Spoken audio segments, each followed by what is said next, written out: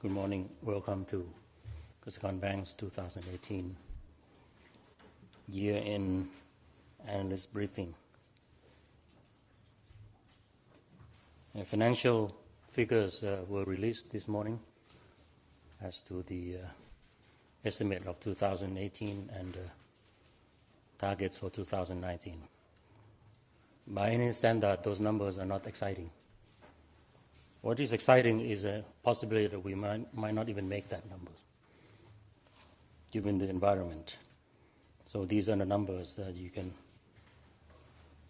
try to digest.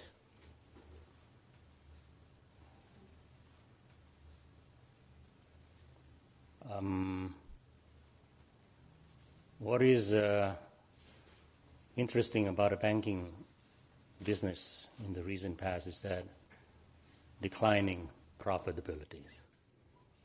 ROEs have come down and always under threat.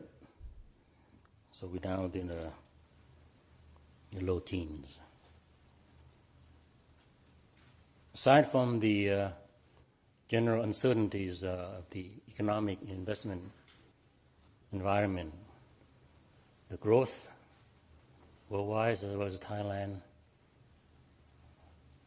the political uncertainties, and the trade disputes among the major economic powers of the world all bear upon the direction and profitability of the business. And for the banking business itself is also another challenge. It's the fact and the reality that other kinds of organizations and firms, aside from the licensed deposit takers like us, can also deliver financial services to the marketplace. That has encroached gradually and may even be dramatically encroached on the usual turf that the banking business used to have a sole monopoly. So that is something that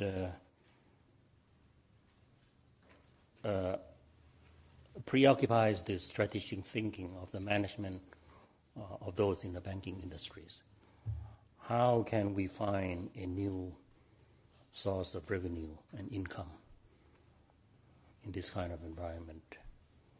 The easy fees are gone. The transaction fees happened this year. It used to be a bulk of the fees the banks make. Going to go down to zero pretty soon.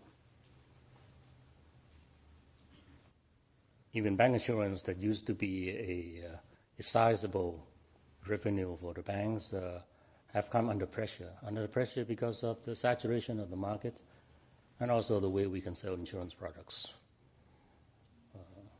which is very understandable. So the main income source, which is a traditional income source for banking business, is lending. And that has also come under pressure from the newcomers in the banking, in the financial industries, the people who can also lend money without having to get a license to take deposits, and also under the pressure because given the economic environment, how much we can go down into the risk curve.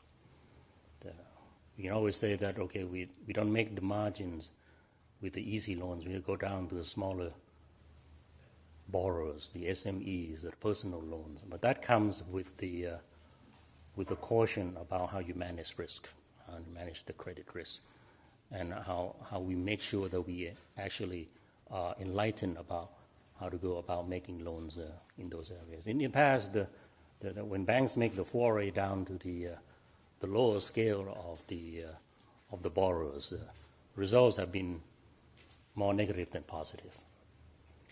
So a new algorithm, a new way of collecting raw data about potential new borrowers have to be put in place.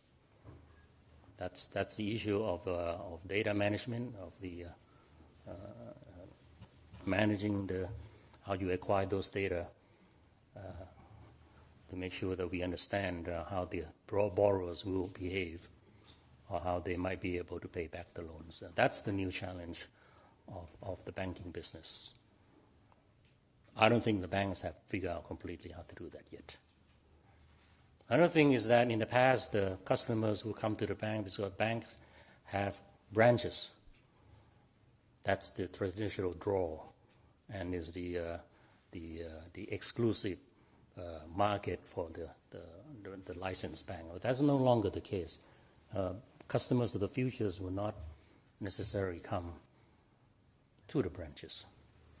They will go online. They go into cyberspace to make their purchases and to make their loan requests. Unless we are there as a bank, as a financial institution, we are there ready at that moment of purchase with an offer and competitive offer of financial products, then we're out of the business, out of sight, and we'll be soon out of the business. And that's a challenge. The digital transformation is a major part of the disruption of the banking business. The venue has changed from the bricks and mortar branch network to the cyberspace. On the streets, people see our names on the buildings. We are visible. In the new cyberspace, in the new marketplace of being the cyberspace, that is not guaranteed. That is not guaranteed that the name of the bank will be visible at a time that the customers want to find an attractive financial products. And that is a new challenge of the new strategic challenge of the banking business. So we have to get to the point where we are visible in the cyberspace. We can have our mobile platform, Kasikorn Bank has a good one, K+. The question is it good enough? Most likely not. Most likely not. It's still a closed platform that has the existing customers of Kasikorn Bank. But all our people out there who are potentially customers, if they don't see us, they never get onto our platform.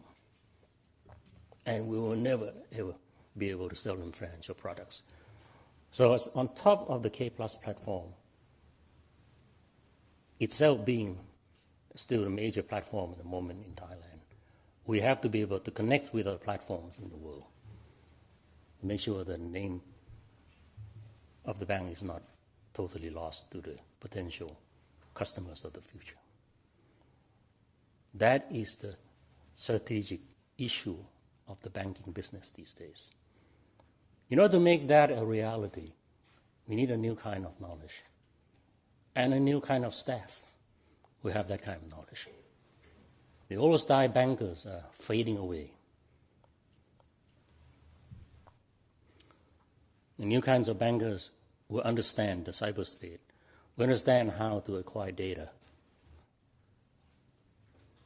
will understand digital marketing, which are all vital knowledge to make sure that we are still visible and competitive.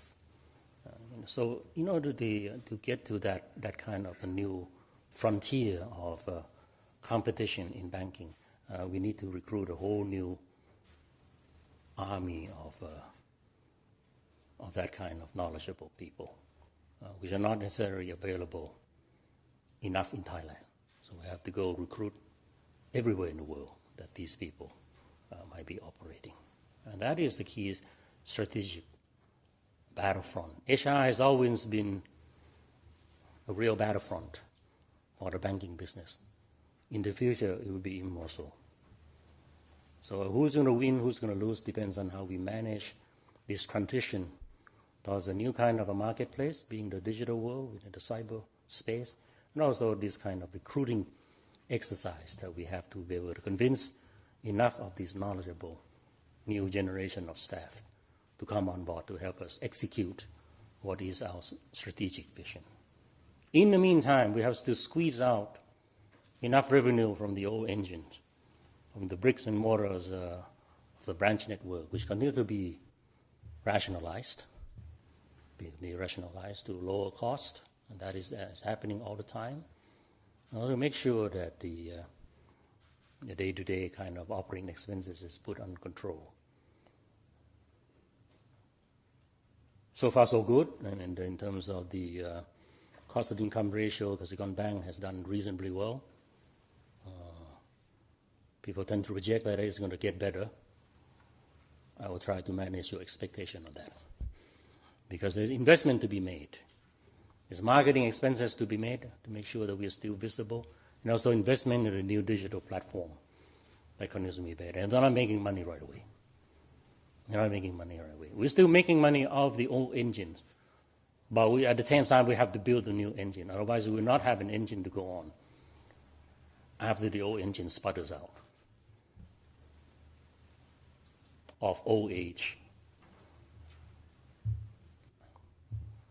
So that is the interplay as we move into the new phase of the financial service business.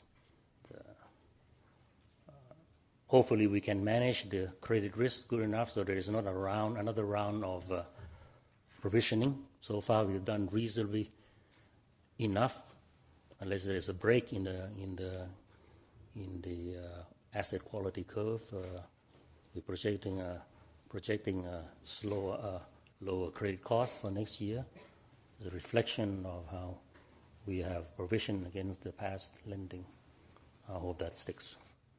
Hope that number sticks. So that is the new frontier, and that's something that analysts, unless you stuck to the quarterly results thing, you have to thinking that a bank in the long term, whether that bank is having this kind of a promise that it can be realized with a very, very tight management.